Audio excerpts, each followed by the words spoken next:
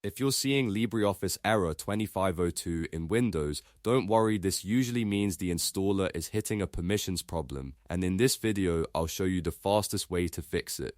This method is simple, safe, and it often works when the regular install just refuses to continue. If this tutorial helps you out, make sure to hit like and subscribe for more easy software fixes and step-by-step guides.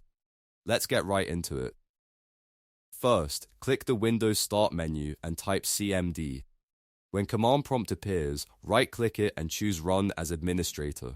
This is very important because Error 2502 is often caused by Windows blocking the installer from getting the access it needs. Once the administrator command prompt opens, leave it ready for the next step. Now open File Explorer and locate the LibreOffice setup file you downloaded. You're looking for the .msi installer file, so make sure you're selecting the correct installation package. When you find it, right-click the file and choose Copy as Path. This gives you the exact file location without typing it manually, which helps avoid mistakes.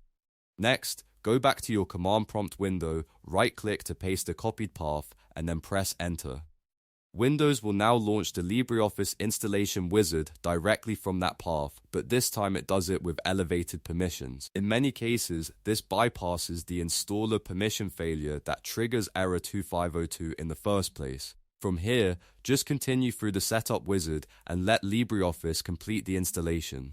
You should notice that the installer now runs normally without throwing the same error message. If the setup asks for confirmation or any additional permissions, allow it to proceed so the installation can finish successfully. Once it's done, launch LibreOffice and check that everything opens properly. At this point, the error should be resolved and your program should be installed without any issues.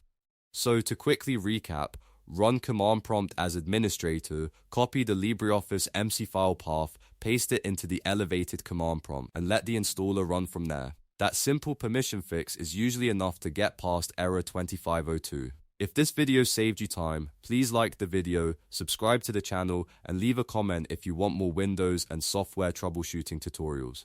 Thanks for watching, and I'll see you in the next one.